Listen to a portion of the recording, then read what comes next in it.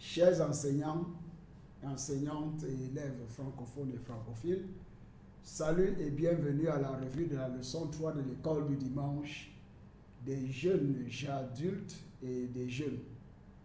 Nous vous remercions pour l'écoute de toutes nos précédentes revues de l'école du dimanche des jeunes adultes et des jeunes. Aidez-nous à toucher plus d'enseignants et d'élèves cette année 2023 et 2024 de l'école du dimanche de l'Église chrétienne rachetée de Dieu. Aimez, partagez et abonnez-vous à cette chaîne YouTube. Je demeure votre hôte et frère, pasteur Paul Ézéchiel. Le dimanche 17 septembre 2023, en leçon 3, nous étudierons la direction divine, partie 2. La direction divine, partie 2. Prions. Père, aide-moi à comprendre la nécessité d'une direction divine. Père, aide-moi à comprendre la nécessité d'une direction divine. Au nom de Jésus-Christ, nous avons prié. Amen. En connaissance préalable, l'enseignant doit revoir la leçon de la semaine précédente sur la direction divine, partie 1. Doit réviser et demander, poser des questions aux élèves sur le verset à mémoriser, le titre de la leçon, le verset à mémoriser, les grandes lignes de la leçon, ce qu'ils ont pu comprendre et retenir de cette leçon, la direction divine partie 1. Sur la direction divine partie 2, un passage biblique est tiré de Habakkuk 2, 1 à 2. Habakkuk 2, 1 à 2. La Bible dit, dans cette leçon, notre Bible sera la nouvelle version second révisée. Nouvelle version second révisée. Tous les passages bibliques, les versets à mémoriser, sont tirés de la nouvelle version second révisée. Donc, Habakkuk 2, 1 à 2. Je vais prendre mon tour de garde. Je vais me tenir sur le rempart. Je vais guetter pour voir ce qu'il me dira. Et ce que je répliquerai au sujet de mes doléances. L'Éternel me répondit en ces termes. Écris une vision. Grave-la sur les tablettes, afin qu'on la lise couramment. Amen. Un verset à mémoriser dans cette leçon, le verset à mémoriser est tiré de 2 Samuel 2.1. 2 Samuel 2.1. Après cela, voici ce qui arriva. David consulta l'Éternel en disant, monterai-je dans une des villes de Juda? L'Éternel lui répondit, monte. David dit, où monterai-je? Et l'Éternel répondit, à Hébron. 2 Samuel 2.1. 2 Samuel 2.1. Après cela, voici ce qui arriva. David consulta l'Éternel en disant, monterai-je dans une des villes de Juda? L'Éternel lui répondit, monte. David dit, où monterai-je? Et l'Éternel répondit, à Hébron. Amen. La direction divine, partie 2. En introduction de cette leçon, la Bible est remplie de récits de croyants qui ont cédé à la direction de Dieu. Bien qu'il puisse sembler difficile pour certaines personnes dans notre monde contemporain de permettre à Dieu d'intervenir dans leurs activités, les chrétiens qui remplissent les conditions requises marcheront dans le sentier de Dieu. Amen. En but de la leçon, objectif d'enseignement, revue du texte biblique, méthode d'enseignement, gestion du temps. Gestion du temps, toute cette partie, les enseignants ne doivent pas enseigner ce bloc en rouge lors de la classe, mais ils doivent l'étudier en profondeur lors de la revue de l'école du dimanche des jeunes adultes et des jeunes,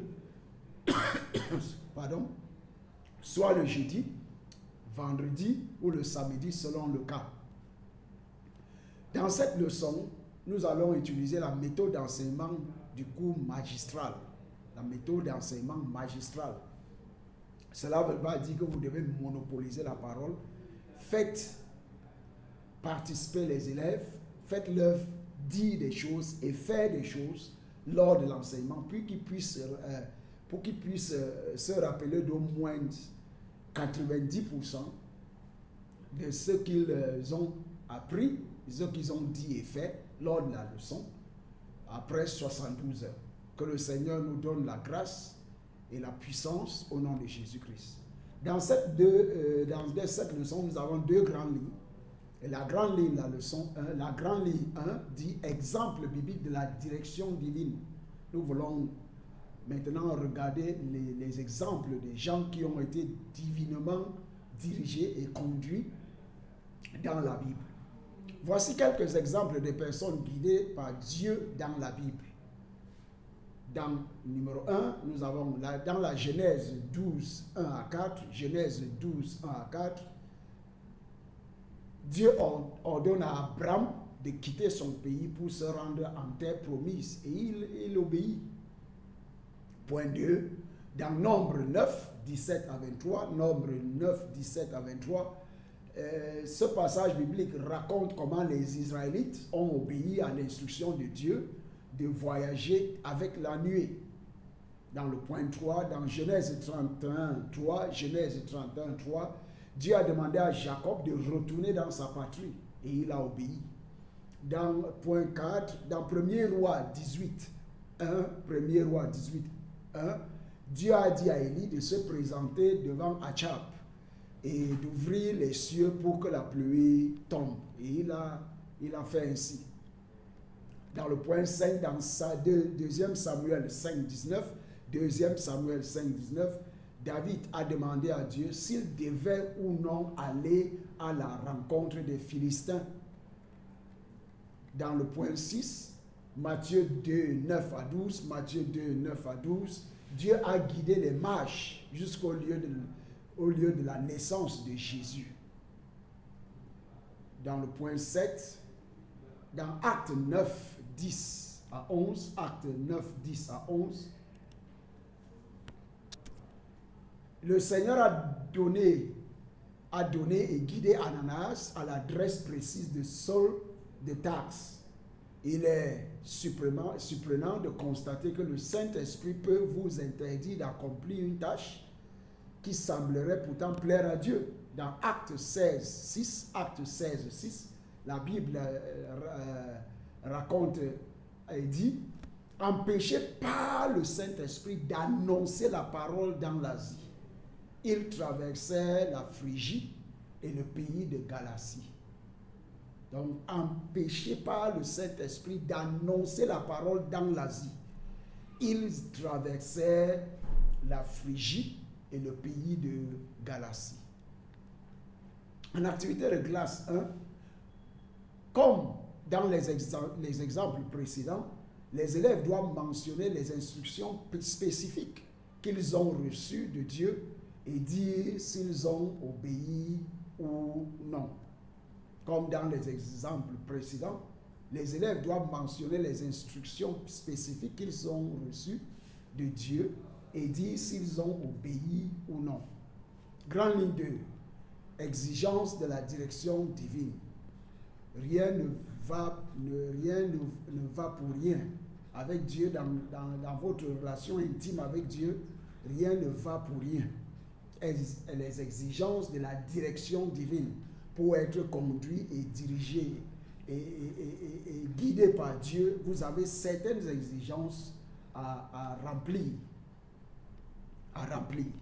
Voici quelques-unes des conditions requises pour être guidé, dirigé et conduit par Dieu. Point 1. Se réjouit du Seigneur. Se réjouit du Seigneur.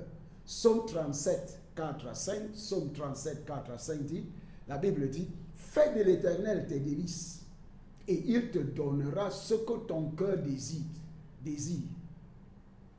Point 5, verset 5, remets ton sort à l'Éternel, confie-toi en lui Et c'est lui qui agira. Et c'est lui qui agira. Point 2. Il faut avoir la passion pour la volonté de Dieu. La passion de faire la volonté de Dieu. Dans Luc 22, 42, la Bible dit, en disant, Père, si tu le veux, éloigne de moi cette coupe. Toutefois, que ce ne soit pas ma volonté, mais la tienne qui soit faite. Amen. La meilleure prière qu'un chrétien peut, c'est bien de prier, d'avoir des sujets de prière, des points de prière, mais la meilleure prière qui est faite selon la volonté de Dieu est de dire que la volonté de Dieu soit faite dans notre vie, dans notre famille, dans tout ce que vous faites. C'est la meilleure prière que vous pouvez faire en tant que chrétien. Et je prie pour vous que la volonté de Dieu soit faite dans tous les domaines de votre vie, au nom de Jésus-Christ. Amen. La volonté de Dieu ne vous laisse pas dans la misère, mais vous conduit jusqu'à un avenir fait d'espérance. Jérémie 29, 11. Jérémie 29, 11 dit, « Je connais, moi, les desseins que je forme à votre sujet, oracle de l'Éternel, desseins de paix et non de malheur, afin de vous donner un avenir fait d'espérance. » Amen. La volonté de Dieu la volonté de vous laisser conduire. Point 3. La volonté de vous laisser conduire.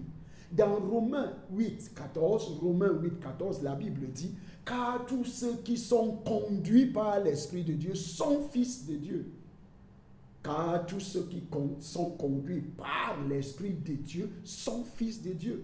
Et je prie que Dieu vous conduise tous les jours de votre vie au nom de Jésus-Christ. Amen. En point 4, l'attitude de douceur. L'attitude de douceur.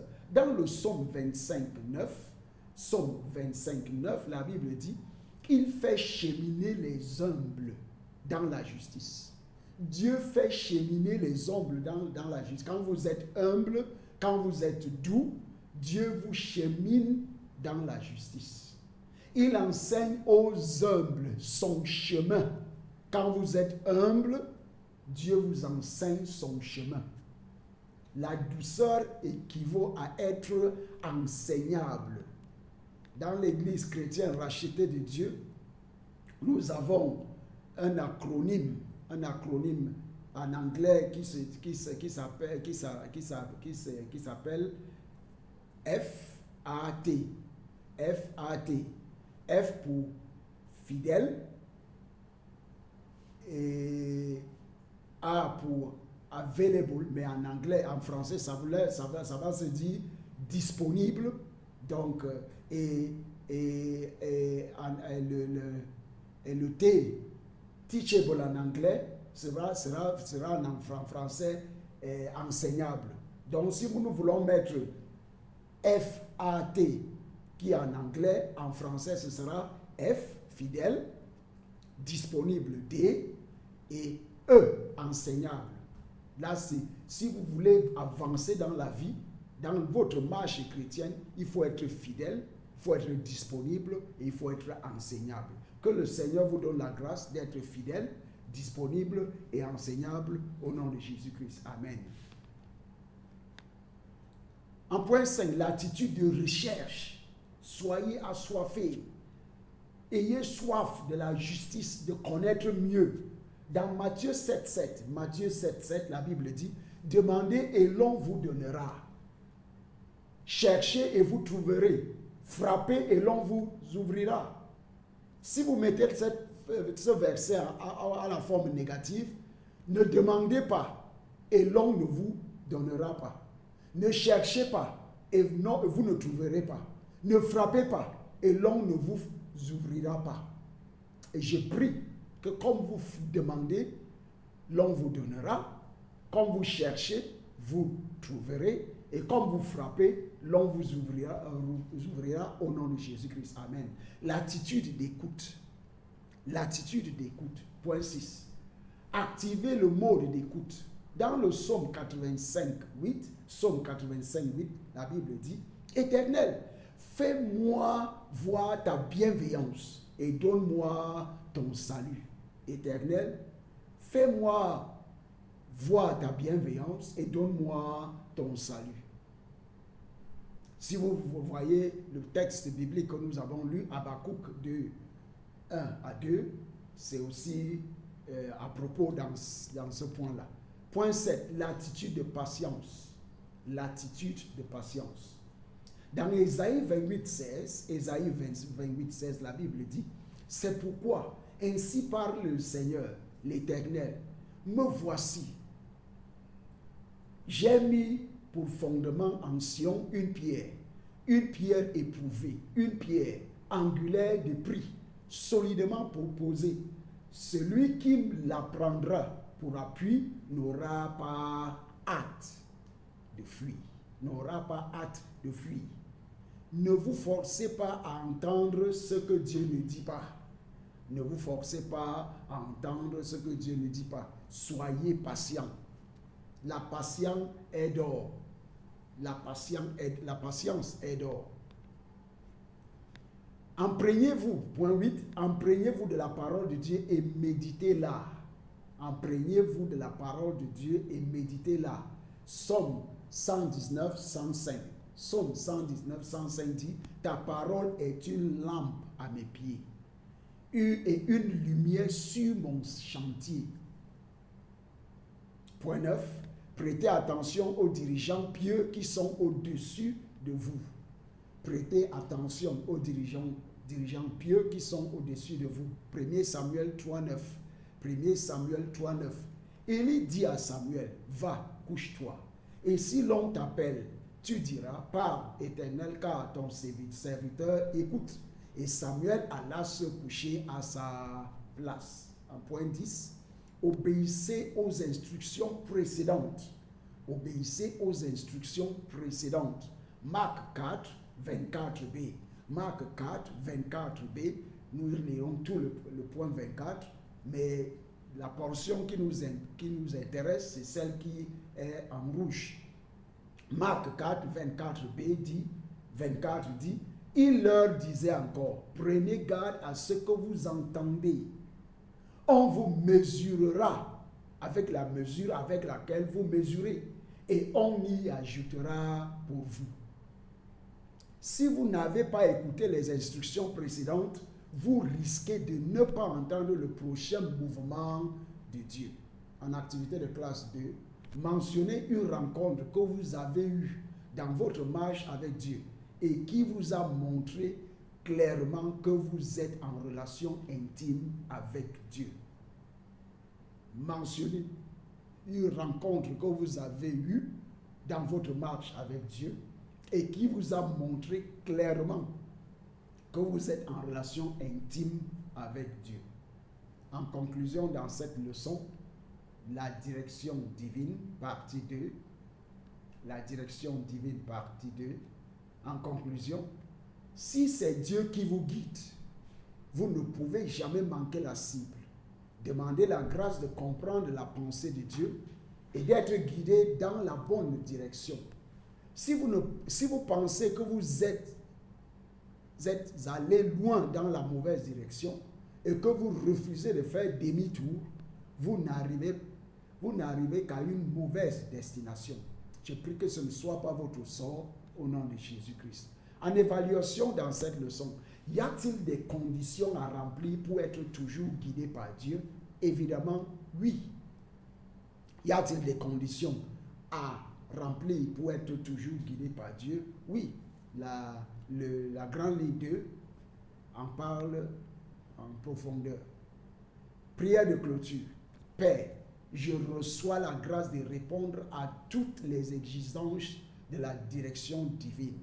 Père, je reçois la grâce de répondre à toutes les exigences de la direction divine. Au nom de Jésus-Christ, nous avons prié. Amen.